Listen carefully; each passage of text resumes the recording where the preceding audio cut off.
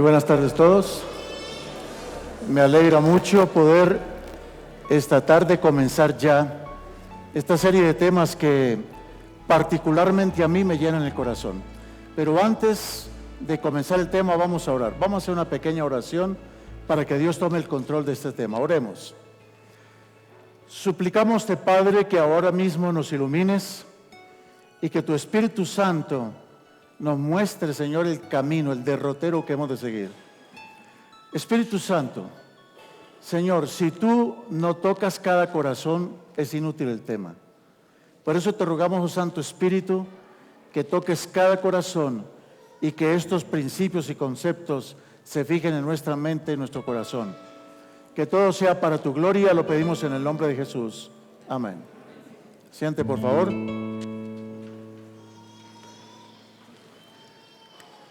Es un privilegio para mí esta tarde estar acá. Me alegra ver algunos rostros conocidos, como mis hermanos Gullón, que vienen desde Arlington. Son vecinos míos allá en Texas. Vivimos en la misma ciudad, en Arlington, a pocas cuadras. Me alegra verlos aquí. Ellos han escuchado esos temas ya. Y me alegra ver al hijo del pastor Gamaliel. Bienvenido también. Y muchos otros hermanos que he tenido la oportunidad de saludarlos durante este día. Realmente, hermanos, que lo que vamos a comenzar a estudiar a partir de esta tarde es muy importante. Yo sé que decir que es muy importante ya es algo común decirlo, porque todo lo de la palabra de Dios es muy importante, todo es muy importante, pero es que lo que vamos a comenzar a estudiar a partir de ahora es demasiado importante. Yo les garantizo a ustedes que al finalizar esta semana estaremos más y más convencidos de la venida del Señor. Porque por doquier se ven muchas cosas. Y una recomendación que les voy a hacer a todos ustedes y a nuestros hermanos que nos están viendo a través del internet. Ustedes deben tomar apuntes. Los que ya me conocen mi estilo saben que yo les digo, tomen apuntes. Si usted ya es un adventista de vieja data, tienes que renovar todos tus datos, tus informaciones, porque no las sabemos todas, créanme. Vamos a estudiar cosas que vamos a quedar asombrados, que estaban ahí en la palabra de Dios, ahí están. Es la misma luz vista de otra perspectiva. De modo que yo les recomiendo, tomen nota. Yo sé que estaban entregando a la entrada unas hojitas grapadas. Esas hojitas ya el pastor explicó, tome los apuntes, para que cuando usted regrese a casa pueda contar qué fue lo que vimos.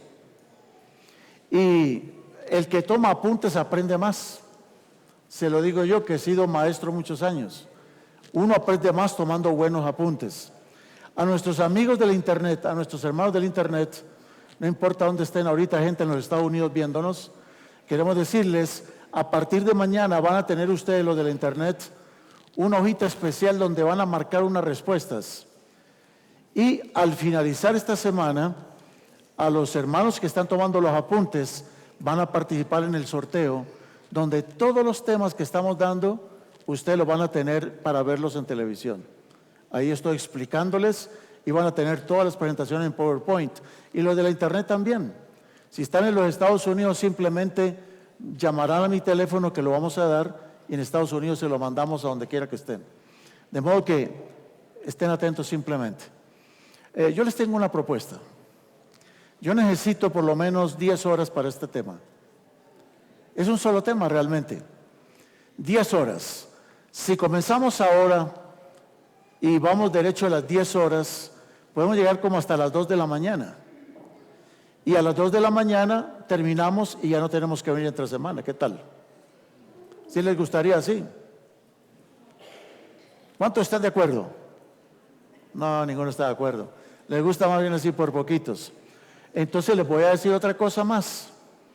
Mis temas quedan en continuará. O sea que si no tenías planes de venir mañana, ¿se acuerda, hermano Gullón, cómo es? Si no tienes planes de venir mañana, mejor no hubieras venido hoy.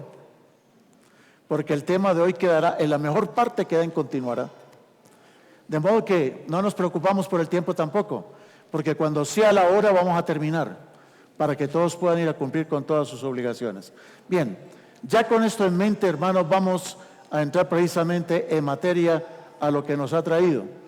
El mundo en este momento está bastante convulsionado, ¿no les parece?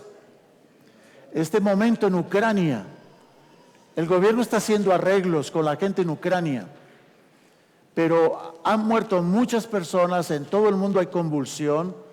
Por ejemplo, lo de Egipto no ha terminado, eso continúa. El problema de Ucrania, aunque el presidente ha cedido un poco, eso no termina, sigue la violencia. No sé, a los musulmanes terroristas no encontraron la forma de poner unas bombas en los Juegos Olímpicos de Invierno. No sé cuántos de ustedes han visto los Juegos Olímpicos de Invierno. Me encanta ver esos Juegos Olímpicos. Y habían amenazado con poner bombas suicidas con bombas, y no pasó nada. Pero hay cosas que nos siguen sacudiendo a todos. En los Estados Unidos estamos conmovidos. Esa es la palabra, conmovidos, más que conmocionados. Una joven de 19 años, casada, por una Craigslist que llaman, o sea, un lugar por el internet donde tú te metes y puedes solicitar, comprar lo que quieras, lo que se llama el Craigslist. Alguien solicitó los favores sexuales de ella y ella por $100 se ofreció que sí. Es un lugar público, increíble que eso haya pasado. Eso está bajo investigación ahora. Y el hombre fue y ella, en asocio con su marido, lo mató. Y esa muchacha de 19 años le dijo a la prensa que ella ha matado a más de 20 hombres utilizando la misma táctica. Y estamos horrorizados, como una muchacha de 19 años haya matado a más de 20 hombres. E incluso ella llegó a decir que cuando llegó a 22, a otro medio de comunicación le dijo, cuando llegué a 22 muertos, paré de contarlo ya. Ella perteneció a una secta satánica y un miembro de la secta satánica la violó cuando estaba muy jovencita. Se cree que ella es una psicópata que ha estado matando gente para desquitarse de lo que le pasó. Pero su mismo padre salió mismo ahora en la prensa a decir, no le crean a ella lo que está diciendo. Y si la mata porque el fiscal está pidiendo la muerte para ella y para su esposo. Y si muere, no hay ningún problema, así dijo el papá. Pues uno queda sorprendido cómo pueden estar pasando cosas como estas en el mundo. Ahora, ustedes miren la guerra en Siria. Eso ya casi no es noticia. Pero todos los días anda muriendo gente en Siria. Este gobierno anda revisando a ver qué vamos a hacer, el gobierno de los Estados Unidos, digo yo. Y muchos aliados andan diciendo, ¿qué vamos a hacer con Siria? Han muerto más de 90,000, 100,000 civiles, una guerra terrible, lo que está pasando precisamente allá en ese país del Medio Oriente. ¿Saben? Este mundo es muy triste realmente. Según los datos estadísticos, en este momento una persona es asesinada cada minuto en el mundo. O sea que cuando yo termine el tema, 60 personas habrán sido asesinadas.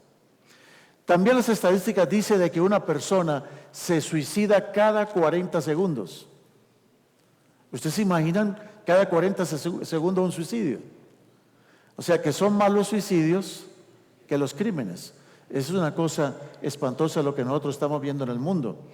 El mundo sigue conmocionado terriblemente. Aquí ustedes tienen un clima delicioso. Pero los que veníamos de los Estados Unidos, hace una semana atrás estábamos congelándonos.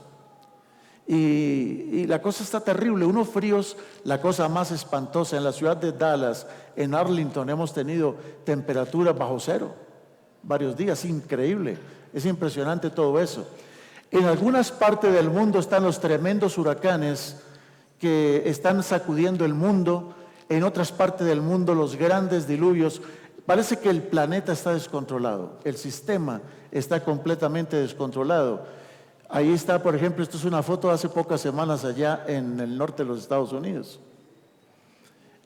Gente aislada completamente por semanas. De hecho, hace una semana tenía un seminario en Atlanta y estaba pensando si iba a poder ir a Atlanta o no. Y finalmente el día anterior subió la temperatura y se descongeló todo y pude llegar a Atlanta. De hecho, antier estaba en Atlanta, regresé a Dallas, tomé otro avión para Atlanta y para venirme para acá. Pero hermanos, no me lo están preguntando, pero es que está terrible. Está mejorando un poco la temperatura. ¿Qué significa todo eso que nosotros estamos viendo? Pero por otro lado, en el mundo, en otros lugares del mundo, ¿cómo está la gente? Es increíble que los mismos Estados Unidos, donde la gente se está congelando en el norte, en California no cae agua hace mucho tiempo. Y se cree que muchas de las cosechas de California se van a perder. California es famosa por sus naranjas, es famosa por las uvas, por muchos productos. Se están perdiendo las cosechas. No cae agua. Y unas pocas millas hacia arriba hay hielo en exceso. Entonces, ¿cómo explicamos nosotros todas estas cosas que están pasando? Aún más, por ejemplo, estos son datos estadísticos de la Organización Mundial de la Salud. Cada 2 segundos una persona adquiere SIDA en el mundo. Eso de los casos que se registran, porque mucha gente tiene SIDA y no lo sabe, o tienen SIDA y no lo dicen. De modo que los datos del SIDA son impresionantes. Cada 2 segundos. Quiere decir que son 30 personas por minuto. Cuando yo termine el tema, 180 personas, 1.800 personas tendrán SIDA cuando termine el tema. Porque hay mucha gente que es portadora del SIDA y no lo sabe. De modo, hermanos, que esta situación es terrible. Esta fue una foto que hace años ganó un premio internacional. Esa foto ganó el premio porque es que no hay que decir mucho de la foto. Un pobre africanito muriéndose de hambre, ¿y quién está esperando pacientemente hasta que él se muera? El gallinazo, ¿no? Él está esperando allí que se muera el niño para empezar a devorarse. ¿Cómo es posible que haya gente muriéndose de hambre en el mundo y en otros países del mundo andamos botando la comida? En Estados Unidos se bota comida por cantidades, aunque ya en los Estados Unidos tenemos gente que tiene que escoger entre si paga las cuentas o come, porque los costos en los Estados Unidos son terriblemente altos. Allá se gana muy bien en dólares, pero se gasta demasiado en dólares. De eso no vamos a hablar en este momento, pero esta es la situación. ¿Qué significa este caos mundial? ¿Qué significa esto que estamos viendo? Cada día se sigue deteriorando más y más el mundo. A mí me parece que la tierra es como un perro después de que se baña. ¿Ustedes han visto a los perros después de que se bañan? ¿Qué hacen? Bueno, podemos decir que pareciera que el mundo se está sacudiendo de los seres humanos. Pero cada día la cosa está peor. ¿Qué significa eso? Hace 2000 años atrás, los discípulos, estando con Cristo en lo alto del Monte de los Olivos, le hicieron una pregunta a Jesús. Maestro, ¿cuándo va a suceder? Maestro, ¿veis todo esto que está aquí? Y Jesús le dijo, mire, ¿ven todo lo que están viendo? ¿Ven las ciudades? ¿Están viendo a Jerusalén? De cierto les digo que no va a quedar piedra sobre piedra que no sea derribada. Eso les dijo el Señor. Y los discípulos entonces, muy sorprendidos, le hicieron 3 preguntas a Jesús muy importantes. Para mí, que son las 3 preguntas más importantes que nos podemos hacer hoy en día. La primera pregunta, Señor, ¿cuándo sucederán estas cosas? Segunda pregunta, ¿qué señales hay de tu venida? Y la tercera pregunta es, ¿qué señal hay del fin del mundo? ¿A ustedes les parece que son preguntas importantes o no? ¿Qué señales hay de tu venida? ¿Y qué señal hay del fin del mundo? Y quiero decirles que esta fue una conversación privada. Esta fue una conversación entre Cristo y discípulos. Allí no habían fariseos, allí no habían enemigos, solo Jesús y sus discípulos. Y los discípulos le preguntan al maestro, Señor, ¿cuándo van a pasar estas cosas que tú dices? ¿Qué señal hay de tu venida? ¿Qué señal hay del fin del mundo? Y Jesús le responde a sus discípulos. Y de paso les digo, este tema de esta semana es para discípulos. Es para gente que cree en Jesús. No es para gente que no cree en Jesús. Si tú, no importa la iglesia en que tú estés, si tú crees en Jesús, este tema es para ti. Porque este es un tema sin distinción de religiones. El Señor no solamente le dio una señal, le dio varias señales. Pero las señales no son para convertir la gente, porque nadie se convierte por señales. Las señales son dadas para confirmar la fe de los creyentes. O sea que una cosa que esperamos al final de esta semana es que ustedes y yo hayamos confirmado nuestra fe. Pero acuérdense lo que le estoy diciendo, acuérdense. Las señales son para los discípulos, pero no para los incrédulos. Las señales confirman la fe de los discípulos. Las señales asustan a los que no creen. Hay mucha gente que cuando vea el tema que voy a presentar a través de esta semana, mucha gente se podrá asustar. Pero quiero decirles que Dios no quiere que nadie acepte el mensaje por miedo. Hay gente que dice, ay, qué miedo, el mundo se va a acabar. Pero no es por miedo. Si aceptamos a Jesús debe ser por amor, solamente por amor. Porque pase lo que pase, amamos a Jesús o no. Eso es lo que yo quisiera que ustedes se graben en la mente. Amamos a Jesús y por eso lo seguimos. Y no dependemos de señales para que Él venga o para que nos haga un milagro. Voy a hacerles una pregunta. Y los que algunos me conocen ya saben que yo hago preguntas con cascarita de banano. Yo he sido maestro muchos años. Soy pastor, pero me gusta más enseñar que predicar. Porque yo sé que con las preguntas y respuestas la gente aprende más. Y mi propósito es que aprendamos todos. Yo mismo. Porque les voy a decir una cosa. Yo mismo en los temas aprendo. Porque estando en medio del tema, de pronto llega a mi mente algo que no había pensado y lo termino diciendo y yo quedo asombrado. Y luego miro con la Biblia y digo, Señor, eso estaba allí, ¿por qué nunca lo vi? O sea, yo reconozco que yo mismo vengo a aprender con ustedes. Y vamos a dejar que el Espíritu de Dios actúe. Entonces, la pregunta que le voy a poner con cascarita de banano es la siguiente. Por favor, prométanme que se van a tomar 3 segundos para pensar antes de contestar. ¿Están listos? 3 segundos, piensen primero. Piensen antes de contestar. Aquí va la primera pregunta. Ojo adventistas con el bracito que levantamos rápido. Amárreselo. 3 segundos, piensen.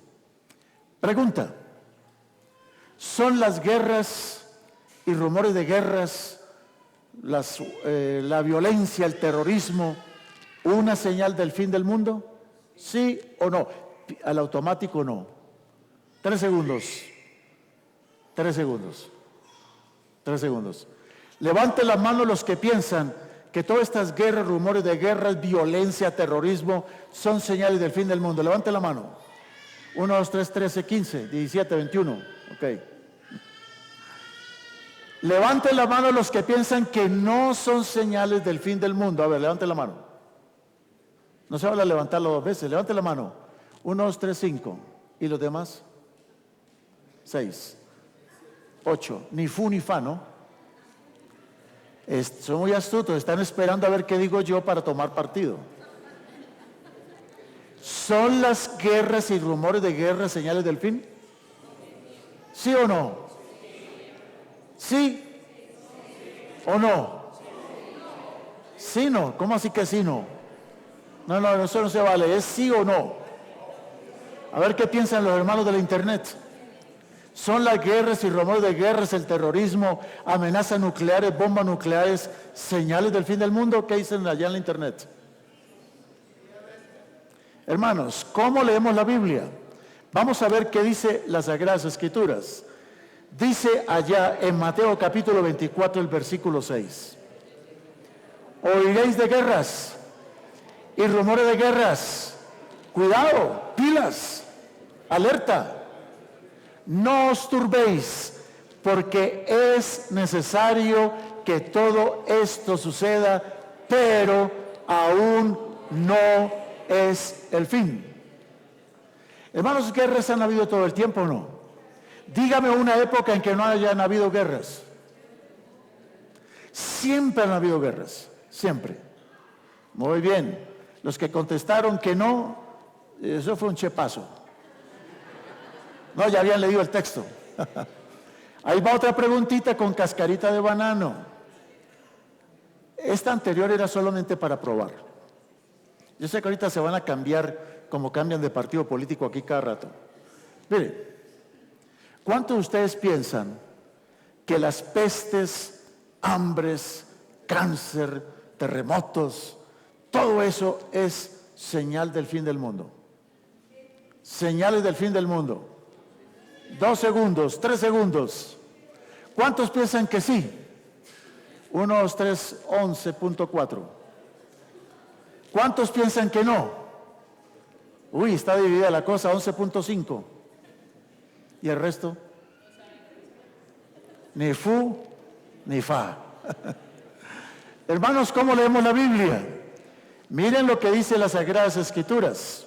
Dice, habrá pestes, hambres y terremotos en diferentes lugares, pero todo esto es solo principio de dolores.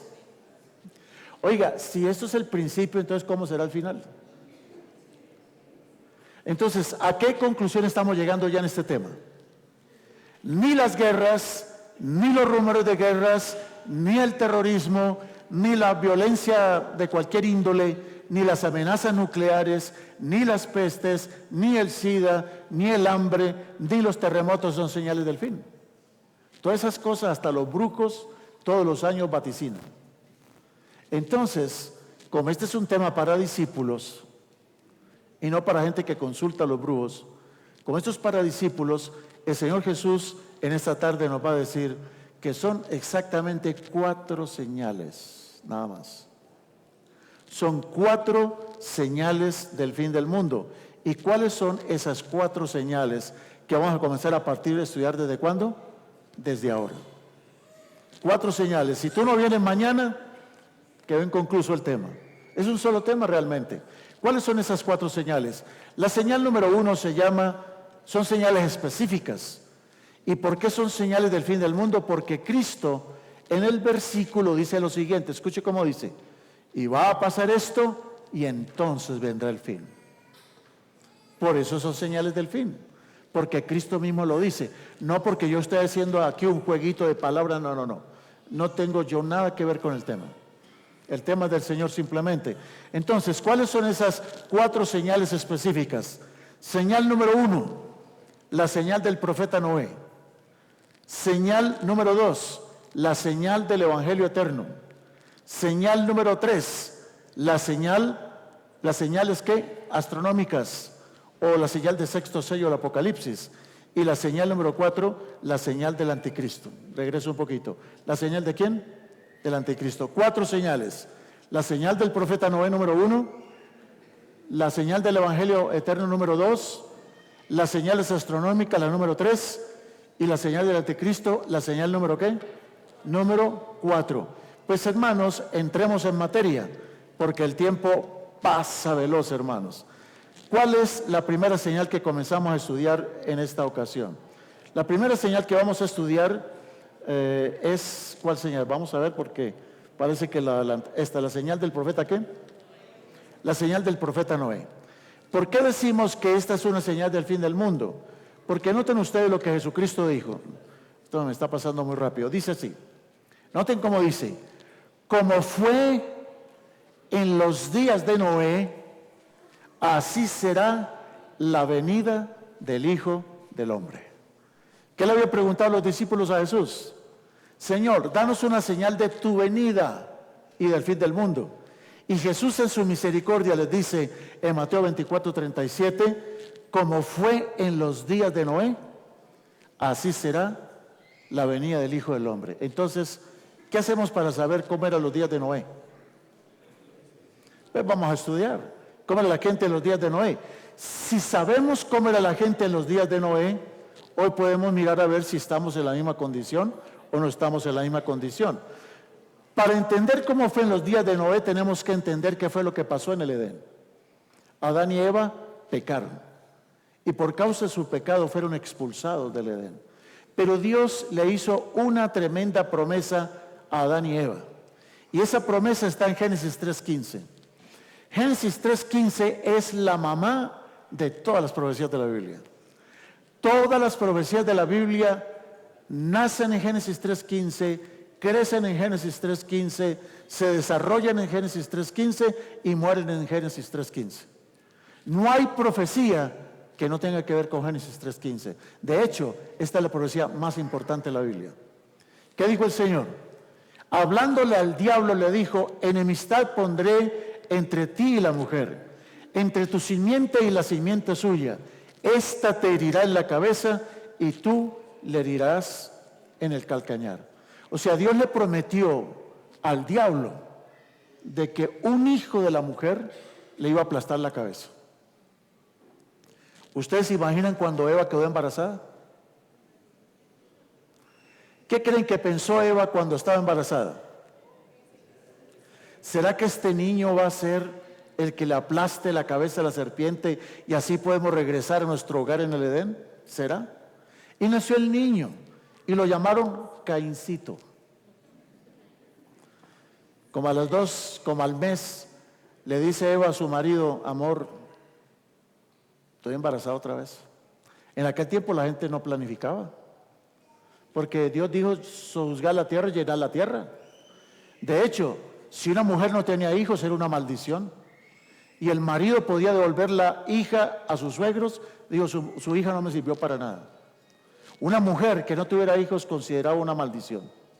De modo que Eva quedó otra vez embarazada. Y entonces ahora estaban con un problema, un dilema. ¿Cuál de los dos niños será quién? El que le va a aplastar la cabeza a la serpiente. Y nació el niño, ¿y cómo lo llamaron? Abelito. Y ahí estaban. El papá y la mamá miraban a Abelito y a Caincito crecer y jugando y todo. Y se preguntaban entre ellos, ¿cuál de los dos va a ser el que le pise la cabeza a la serpiente? Pero su sueño terminó muy pronto, cuando un día supieron la terrible noticia. En un solo día perdieron a sus dos hijos.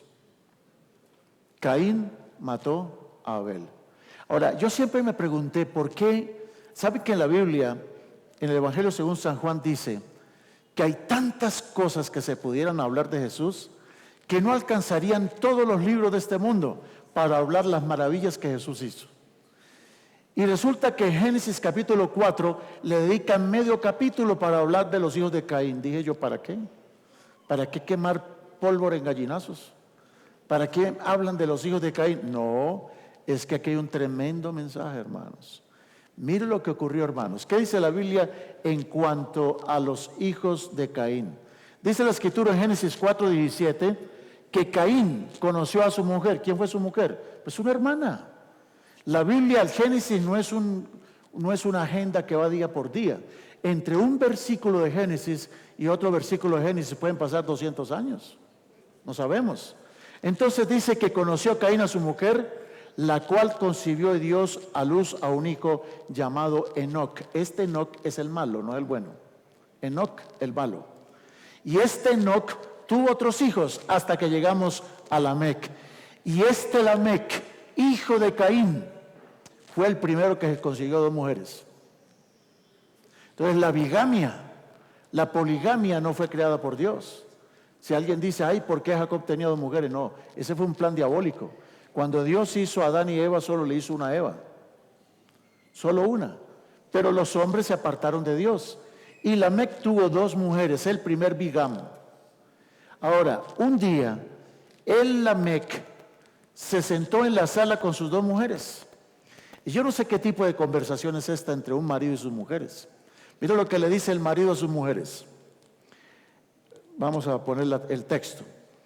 Le dice Lamec a sus dos mujeres, Ada y Sila, oíd mi voz. Esta mañana, voy a ponerlo más al estilo colombiano de hoy en día, ¿no? Esta mañana estaba jugando futbolito por ahí a la hora del break, del descanso en el trabajo. Y a un hombre lo maté por haberme herido. Me dio una patada en la canilla y por eso lo maté. Y otro me pegó con una tabla, un joven, me pegó con una tabla en el trabajo de la construcción y lo maté también por eso. Oiga, ¿qué clase de conversación es esa entre un marido y sus dos mujeres? Las sentó para decirles, mujeres, esta mañana maté a un hombre por haberme herido. Y a un joven lo maté por haberlo golpeado. ¿Qué es lo que les está tratando de decir el Lamec a sus mujeres? Ay de la de ustedes que se atreva a levantarme el sartén. Si me levanta el molinillo, ¿qué le puede pasar? Hasta ahí llegaste. Eso fue lo que le dijo Caín a sus mujeres. O sea que la violencia doméstica o la violencia, el crimen continuó con los hijos de ¿quién? ¿Con los hijos de Caín o no? Muy bien. Llegamos al versículo 24. Imagínense 24 versículos hablando de Caín y de sus descendientes. Y yo me preguntaba, ¿por qué existen estos versículos dedicados a Caín? Pero entendí cuando leí el siguiente versículo de las Sagradas Escrituras. ¿Qué decía el siguiente versículo? Dice el versículo 25, de que Adán volvió a tener un hijo con su mujer. Y a ese hijo se llamó como Set. Y este Set se casó y tuvo un niño. Y a ese niño después, ese niño que tuvo Set con su esposa, ese niño se llamó Enos. ¿Y qué dice las Sagradas Escrituras en cuanto a este Enos? Dice lo siguiente. Entonces los hombres, ¿qué hicieron? Los hombres comenzaron a invocar el nombre de Jehová. Se lo voy a resumir así un poquito para que nos entendamos más. En los primeros 24 versículos me hablan de Caín y sus hijos. Y del versículo 25 me hablan de Set y sus hijos. Set fue el muchacho que reemplazó a Abel, el tercer hijo de Adán y Eva. Ahora, los hijos de Caín, ¿qué creen que dónde estaban viviendo Caín y sus hijos? La Biblia dice que cuando Caín mató a su hermano, Dios lo echó de la tierra. Y él se fue lejos a otro extremo de la tierra. Dios le puso una marca para que nadie lo matara. ¿Y ustedes creen que cuando Caín se alejó de sus padres, Caín iba amando a Dios o iba aborreciendo a Dios? Lo iba aborreciendo. Y todos los hijos de Caín fue gente mala, perversa. No querían saber de Dios. Ellos no iban a la iglesia, ellos no iban a conferencias, nada. Esos vamos a llamarlos a ellos, ¿sabe qué? Los primos de este lado. Vamos a ponerlos a este lado, a su izquierda. Aquí están los hijos de ¿quién? De Caín. Son los primos de este lado. Y a este lado vamos a poner a los primos de los hijos de ¿quién? De Set. Estos son los primos que estaban con papá Adán, con mamá Eva, porque Adán y Eva vivieron muchos años. Y todos esos nietos, bisnietos, tataranietos escuchaban de Adán y Eva las historias. Según la Biblia, los hijos de Set, los hijos de Enos, invocaban a Dios.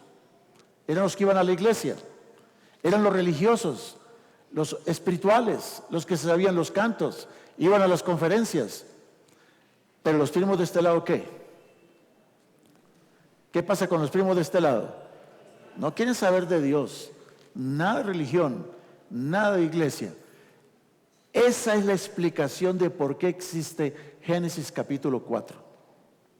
Génesis 4 existe para decirnos, hermanos, que ya por el tiempo de Enos, la humanidad estaba dividida en dos grupos. Estaban los hijos de los hombres, que son los primos de acá, y estaban los hijos de Dios, que son los primos de este lado. ¿Quién es un hijo de Dios? Según la Biblia, un hijo de Dios, Romanos 8:14, es el que es guiado por el Espíritu de Dios. La gente espiritual, la gente que le gustan las cosas de Dios, esos son los hijos de Dios. La humanidad estaba dividida en dos grupos, 30 años antes del diluvio. ¿Se acuerdan que Cristo dijo, como fue en los días del diluvio, así será mi venida? Entonces, cuando llegó la época del diluvio, 120 años antes del diluvio, la humanidad tenía dos grupos, los primos de aquel lado y los primos de este lado. ¿Quiénes eran los religiosos? Los primos de este lado. ¿Los hijos de quién? De Set. ¿Quién eran los primos que no temían a Dios? Los de aquel lado. Ellos no querían saber absolutamente nada con Dios. Pues bien, cuando eso ocurrió, noten el versículo bíblico en Génesis capítulo 6, el versículo 6. Y se arrepintió Jehová, o Yahvé, de haber hecho al hombre en la tierra, y le dolió en su corazón haber hecho al hombre. Pregunta de los 100 millones. 100 millones de oraciones y bendiciones, de buenos deseos, que le vaya bien. Aquí va la pregunta de los 100 millones. Aquí dice que Dios se arrepintió de haber hecho al hombre. Le dolió en su corazón. Mi pregunta es, ¿en quién estaba pensando Dios? ¿En los primos de este lado? ¿O será que Dios estaba pensando en los primos de este lado?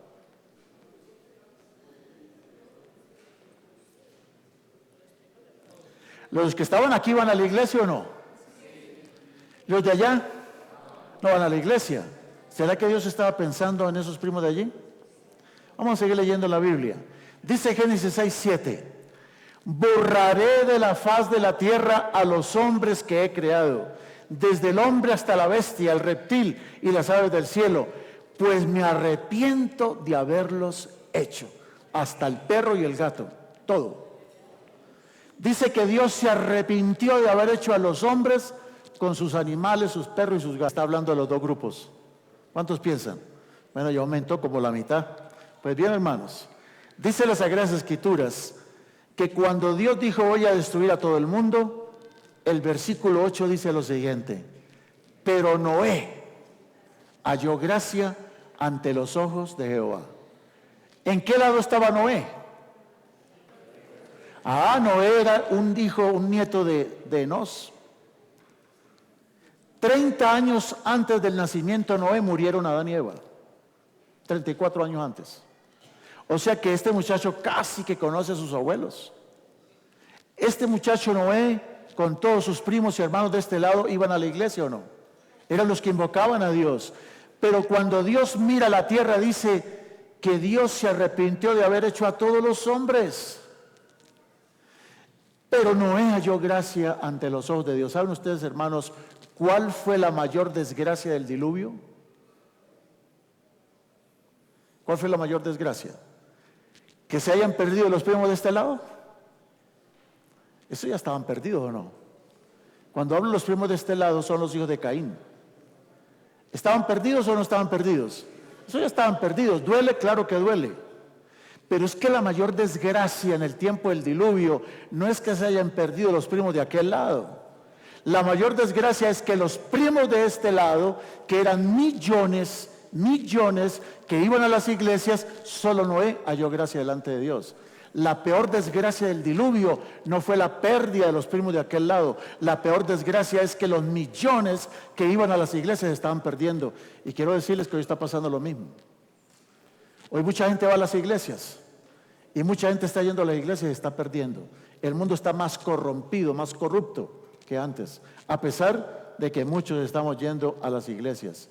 ¿Saben, hermanos, que Noé estuvo predicando 120 años? Y cuando llegó el momento de cerrar la puerta, la Biblia dice que solamente 8, ¿cuántos creen que había en este lado? ¿Cuántos primos eran? Millones, eran millones. Y la prueba de que eran millones es el petróleo, porque ellos son parte del origen del petróleo, lo mismo que los grandes animales y todo, todos los restos fósiles allá, vegetales y todo. En fin, millones invocaban supuestamente el nombre de Dios. Hermanos, la mayor tragedia es cuando los que son la luz se vuelven lucecitas de Navidad. Cuando nosotros que somos la sal perdemos el sabor. ¿No creen que es la mayor tragedia?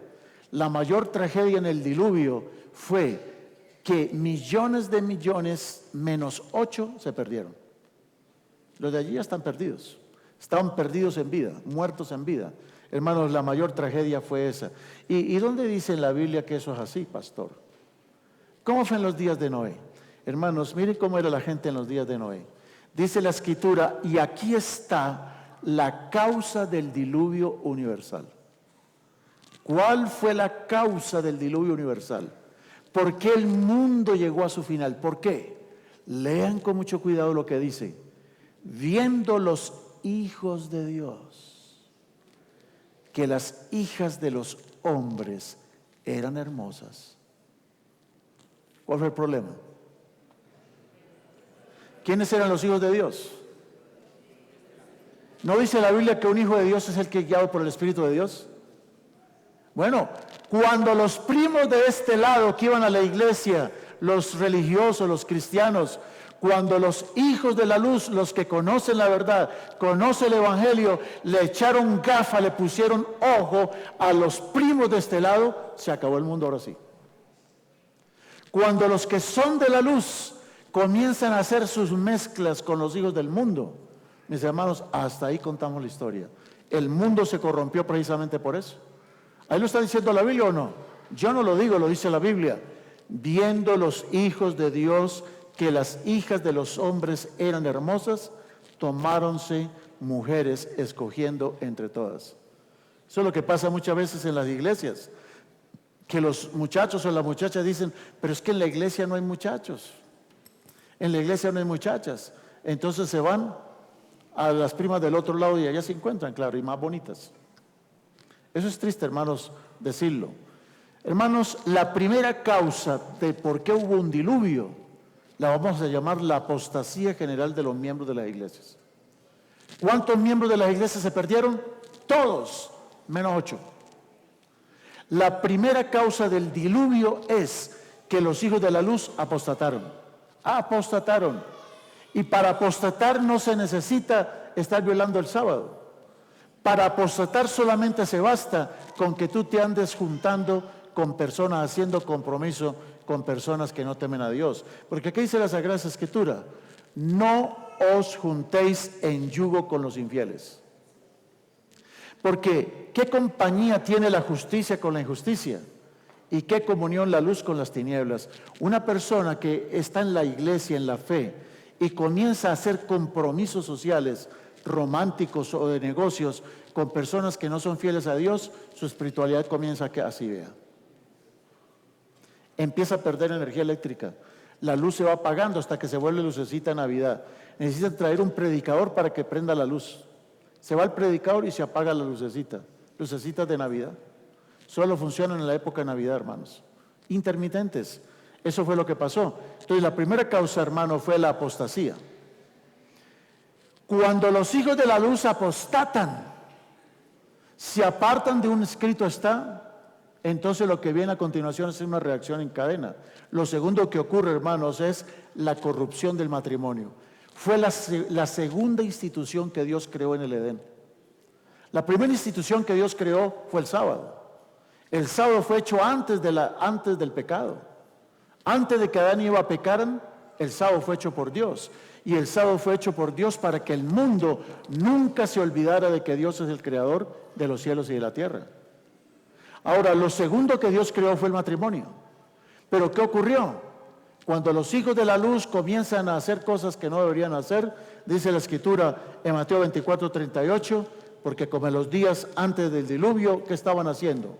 Estaban comiendo, estaban bebiendo, casándose, dándose en casamiento, hasta que llegó el día del diluvio y no entró en el arca. Mis hermanos, es triste lo que pasa en el mundo. Se ha corrompido tanto el matrimonio que déjenme compartirles una cita nada más. Esta mujer llamada Linda Lou Taylor, de 68 años, en los Estados Unidos, tiene el récord Guinness de matrimonios y divorcios. 23 matrimonios con sus divorcios.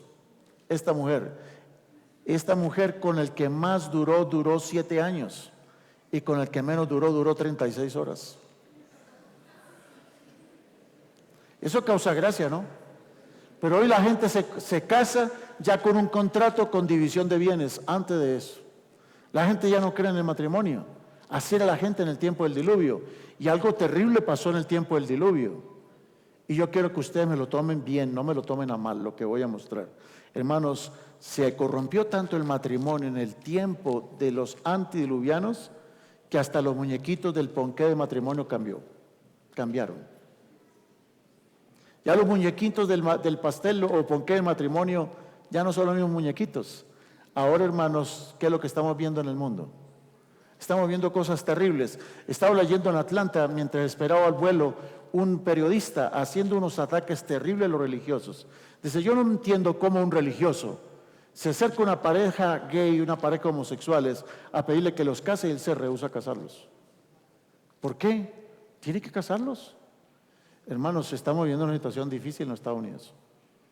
Siguen aprobando miles de cosas. Pero saben, hermanos, esos muñequitos de pastel de bodas ya existían en el tiempo del diluvio. Porque antes del diluvio, ¿cómo era la gente?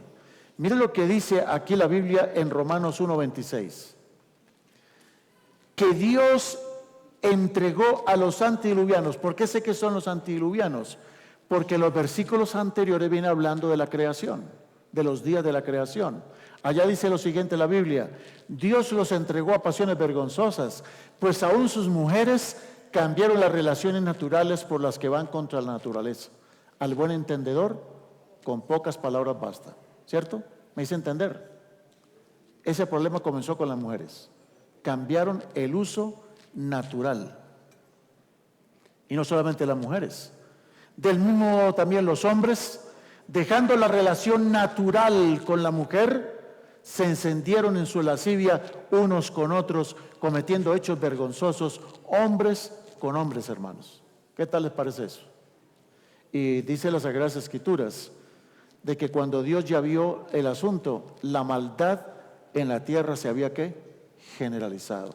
Por eso la tercera característica del mundo antediluviano fue la corrupción generalizada. Dice Génesis 6:5, cuando el Señor vio la maldad de los hombres, vio que la maldad de los hombres era mucha en la tierra. Y Dios se dio cuenta de que todo designio de los pensamientos del corazón de ellos era solamente ¿qué? El mal. Esa gente constantemente andaba pensando cómo hacer el mal, cómo hacerle daño al vecino, cómo sacar el provecho. ¿Y cómo estamos viviendo hoy en día? Dice el apóstol San Pablo en 2 Timoteo 3, 1 al 4, pero ten presente de que en los últimos días sobrevendrán momentos difíciles a la tierra. Los hombres serán como desnaturalizados. Esa palabra desnaturalizado quiere decir que han cambiado su naturaleza. De hombre o la mujer, su naturaleza de mujer, son desnaturalizados. Estos hombres serán implacables, disolutos, despiadados, traidores, más amantes de los placeres que de Dios mismo. Dice en los últimos días. ¿Cómo estamos viviendo? ¿Estamos viviendo eso o no? Claro que sí. Hoy en día, mis hermanos, la maldad está en su punto más alto. El tráfico de personas para prostitución, imagínense que produce 32,000 millones de dólares anuales de ganancias solo en los Estados Unidos. Y ustedes saben que aquí en Colombia hemos tenido ese problema. Muchas jovencitas las contratan dizque para ir de modelos a Japón o a otros países de Europa y les ofrecen miles de cosas. Muchachitas de 18, 19 años se las llevan para prostituirlas por allá en otro lado. Esa es la maldad que estamos viendo hoy en el mundo. Y mis hermanos, el asunto, por ejemplo, de las personas explotadas, según los datos de la OCDE, 2.5 millones de personas en este momento están siendo explotadas sexualmente en el mundo. ¿Se imagina la cantidad? 2.5 millones. Esos son los casos que se denuncian. Y lo más triste es que más de la mitad de los 2.5 millones de personas son niños menores de 18 años, jovencitos menores de 18 años. ¿Se imagina la prostitución infantil, miles de cosas? La pornografía infantil, eso es terrible lo que está pasando en el mundo, hermanos. Uno queda pues asombrado con lo que está pasando. Muy bien. Miren ustedes la cuarta característica de la gente en el tiempo de Noé. Dice en Génesis capítulo 6, versículo 11, a la vista de Dios, la tierra se había corrompido y la tierra estaba llena ¿de qué? La tierra estaba llena de violencia. Yo le pregunto, ¿y cómo estamos hoy? ¿Cuáles fueron entonces las 4 características del mundo antediluviano? ¿Cuáles son? Yo quiero decirle, hermanos, que la señal del profeta Noé ya se cumplió. No tenemos que esperar que se cumpla más nada. Simplemente ya se cumplió. ¿Saben qué es lo más increíble y lo más inaudito de todas estas cosas? Lo más asombroso es que Noé predicó 120 años y los únicos que entraron al arca fueron los animales. A veces cuando uno ofende a una persona y le dice usted es un animal, usted está ofendiendo al animal más bien. Porque los animales parece que son más sensatos que los seres humanos. Dígame, ¿qué ser es el que destruye su propio hábitat? ¿Cuál? Solo el hombre. Los animales no destruyen su propio hábitat. ¿Qué animal, qué ser más bien, qué ser mata por placer? El hombre. ¿Los animales? Los animales matan para poder sobrevivir. Los leones. Usted puede ver leones pastando tranquilamente, paseando tranquilamente en medio de miles y miles de antílopes y los animales tranquilos, porque saben que el animal león ¿qué? Ya se comió uno de ellos, ya pueden estar en paz todos. De modo que el ser humano es el único que destruye su propio hábitat y se está destruyendo a sí mismo y mata a otros por placer. Yo quiero decirles, hermanos, que los únicos que obedecieron fueron los animales, además de otras personas. ¿Cuáles fueron entonces las 4 características del mundo antediluviano? Número 1, ¿cuál? Apostasía general de las iglesias. ¿Cómo estamos hoy en día? Un día, a mí me encanta leer, hermano. Yo soy ratón de librería, vamos a decir así entre comillas. Me encantan los libros. Un día entré a un lugar y compré un libro que me llamó la atención, me llamó mucho la atención. Y me lo llevé y comencé a leerlo. Cuando llegué como a la página 45, casi me voy de para atrás. Me horroricé con lo que leí. Y yo volví a leer, dije, pero ¿quién es esto? Cerré el libro, miré por atrás, tal cosa, y miré por aquí adentro el autor. El autor, un obispo de una iglesia protestante en los Estados Unidos. ¿Saben qué escribió este tal obispo? Escribió lo siguiente: el homosexualismo no es un pecado, el homosexualismo es un don de Dios, el cual tiene que ser vivido con intensidad. Y yo quiero hacer aquí un paréntesis para ustedes, mis hermanos, y los que nos ven en la internet. Nosotros no estamos hablando en contra de los homosexuales. Yo pienso que los homosexuales también son hijos de Dios y pueden ser salvos. Y el mensaje es para ellos también, y se pueden salvar. Pero una cosa es el homosexual y otra cosa es el homosexualismo. Nosotros, hermanos, creemos lo que Dios dice en su palabra. Su palabra, Él dice que eso es una aberración, que es un pecado. Dios ama al pecador, pero aborrece el pecado. Hermanos, en el mundo antediluviano hubo apostasía general. Porque, y me puse a averiguar más sobre el autor del libro. Y me metí en internet preguntando por ese autor. Y claro, yo entendí por qué él decía eso. Ahí aparece con su, no sé qué decir, su esposo, su esposa, no sé cómo llamarlo. Con su pareja. Los dos gays y los dos felizmente casados y en la iglesia. Y el pastor de la iglesia. Digo, si en las iglesias está pasando eso, si en las iglesias que conocemos la luz estamos llegando a esos niveles ya, hermanos, ¿y qué me dicen de los tristes casos de nuestra iglesia católica? Millones, miles de millones de dólares está pagando la iglesia por todas las acusaciones que han habido de casos de pederastia.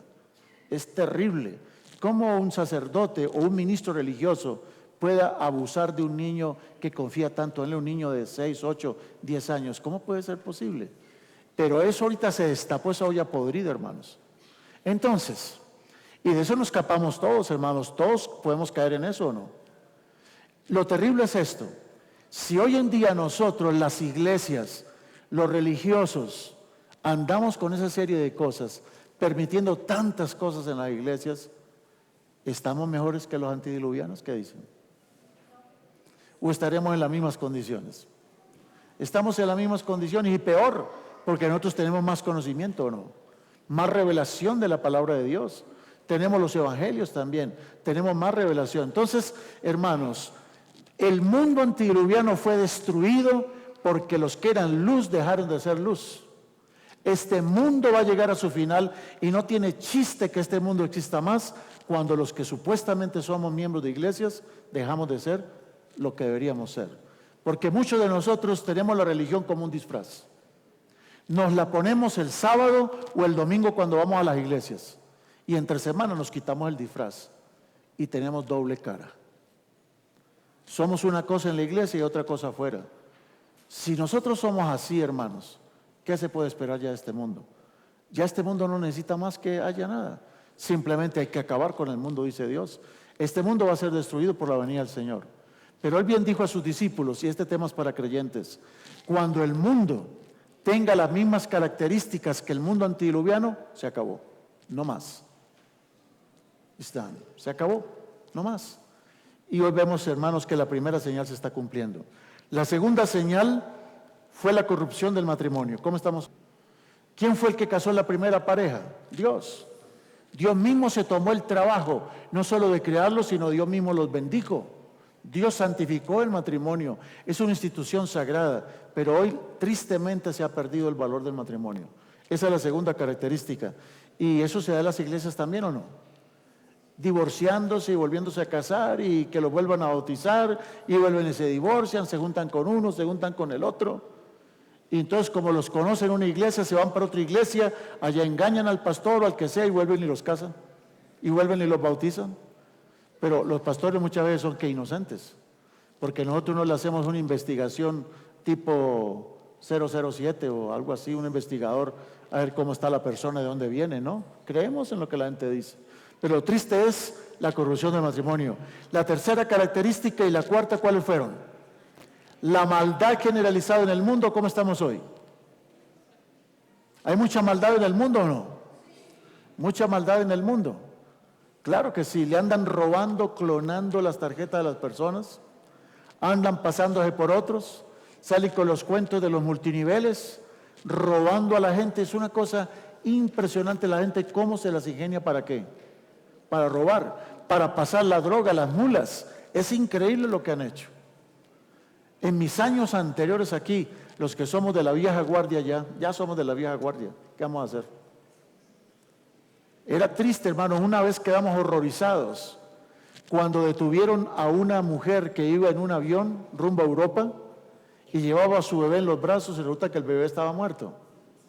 Y cuando destaparon el bebé, estaba todo cocido por aquí. Estaba lleno el cuerpecito por dentro de droga.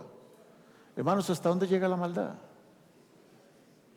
¿Hasta dónde puede llegar la maldad, hermanos? Y ahorita estamos viendo cosas terribles. Los que vivimos en Norteamérica, sabemos lo que está pasando allá mismo en Norteamérica. La gente enloquecida se mete en una escuela, mata a una cantidad de gente sin saberse por qué. Pero no quedamos muy lejos de México. Nosotros vivimos en la frontera con México. En México es terrible, hermanos. Ni siquiera cuando aquí se vivió el tiempo de Pablo Escobar, había tanta maldad como la que hay hoy en día en México. Hoy en México aparecen en una autopista 10, 20 personas colgadas de los postes muertos.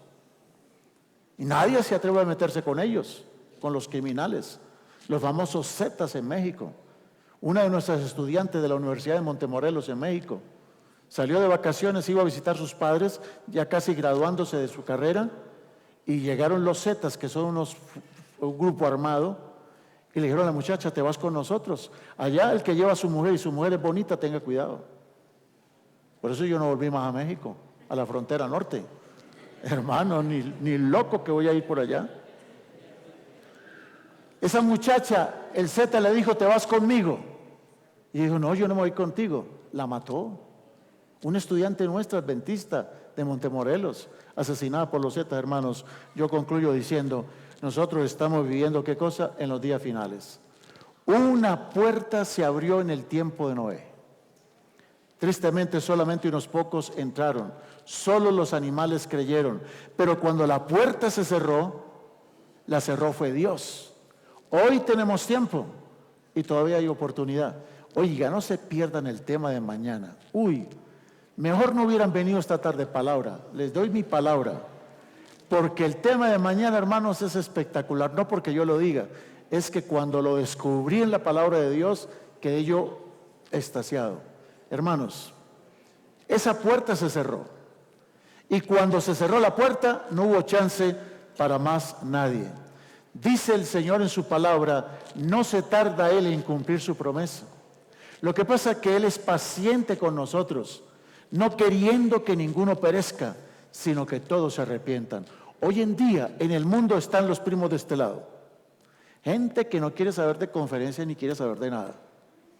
No quieren saber de Dios ni de nada. Gente perversa y mala. Pero tenemos los primos de este otro lado. Mi pregunta es: ¿dónde estaban los primos de esta mañana que no están aquí ahora? Estoy exagerando, ¿no? Muchos de que estamos en las iglesias, venimos a la iglesia solo la misa del mediodía y ya después nos desaparecemos de las iglesias, ¿o no? Puede ser, pero algo más grave: muchos de los primos de este lado llevamos vidas dobles.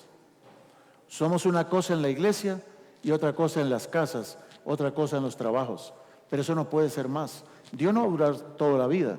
Yo concluyo, hermanos, diciendo que yo le quiero dar gracias a Dios por una cosa. ¿Por qué le quiero dar gracias? Porque Noé, el peor evangelista y predicador de todos los siglos, 120 años predicando, solo 8 personas se salvaron. Pero ¿saben por qué le doy gracias a Dios? Porque al menos A Noé le creyó su mujer. Porque al menos a Noé le creyeron sus 3 hijos. Porque este es más grave todavía, porque al menos a Noé le creyeron las 3 nueras.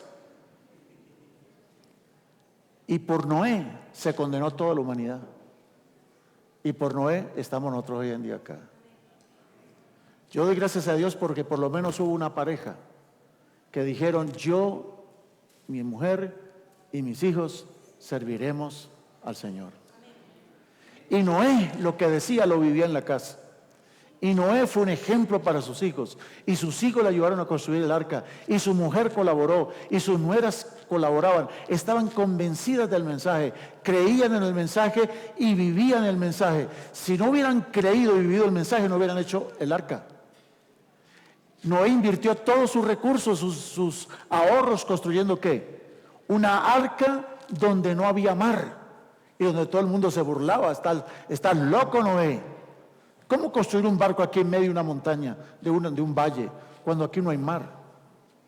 Pero hermanos, Noé, su mujer y sus hijos le creyeron. Y yo quiero preguntar en esta noche, ¿será que hay por lo menos aquí un padre de familia o una madre? Yo no estoy diciendo un adventista o un evangélico, no.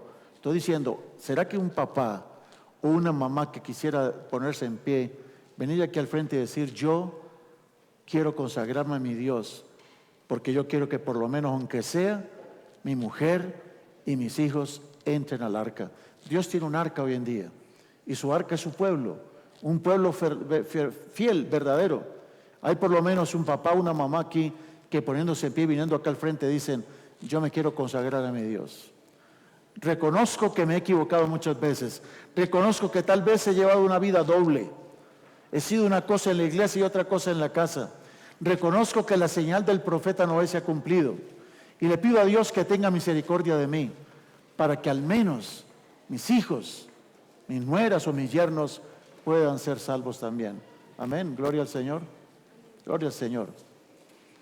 Noten que estoy haciendo una invitación no para volverse adventistas, porque quiero decirles que la iglesia adventista nadie salva. Ni las iglesias ni los pastores salvamos a nadie. La salvación es un don de Dios, pero tú te tienes que consagrar a tu Dios. Y tu Dios no es adventista, tu Dios no es católico, tu Dios es Dios de todos, ¿o no? Es un Dios para todos. Este es un llamado para todos, hermanos, para hacer sin distinción de religión. Quizás porque el espacio no es muy grande, si alguien en la congregación quisiera decir, poniéndose de pie, nada más, decir: yo quiero consagrar mi vida a Dios. Esto no se trata de religión, se trata de espiritualidad, se trata de fe en el Señor. Vamos a hacer una oración en este momento, clamando a Dios por todos estos padres y madres que quieren consagrar sus vidas al Señor. Vamos a orar. Padre, te damos gracias en esta hora por tu gran amor y misericordia, porque a través de tu palabra nos has mostrado lo que tú quieres que nosotros hagamos. Señor, ayúdanos para consagrarnos como padres, para que podamos dar el ejemplo, no solamente con palabras, sino con hechos, a nuestros hijos. Henos aquí consagrándonos a ti, oh Dios, suplicándote que por tu misericordia nuestros hijos y los esposos, esposas de nuestros hijos un día también se consagren a ti. Señor, así como Noé halló gracia delante de ti, te suplicamos que nosotros hallemos gracia delante de ti. Perdónanos, Padre, perdónanos, porque muchas veces nosotros hemos hecho las cosas que hacían los antediluvianos. Confesamos con dolor que muchas veces hemos formado alianzas con personas que no te temen. Hemos hecho negocios con personas que no son temerosos de ti. Perdona el pecado de tu pueblo de haber formado yugos desiguales. Perdónanos, Señor, porque a veces cobijamos o permitimos la maldad en nuestros hogares, en nuestros corazones. Perdónanos, Señor, porque a veces hemos sido violentos, incluso violentos en casa. Hemos tenido violencia doméstica. Perdónanos, Señor, por nuestro mal carácter. Y queremos pedirte, Señor, Espíritu Santo, habita en nuestros corazones. Ayúdanos, Señor, a ser salvos. Ayúdanos a entrar en esta puerta de la gracia que tú has abierto y que ninguno de los que estamos aquí se pierda. Derrama tu bendición para este pueblo tuyo en esta hora. esa bendición maravillosa que dice que Jehová te bendiga y Jehová te guarde. Que Jehová tenga de ti misericordia, alce a ti su rostro. Que Jehová tenga de ti misericordia, alce a ti su rostro y ponga en ti paz. Amén, Señor. Amén.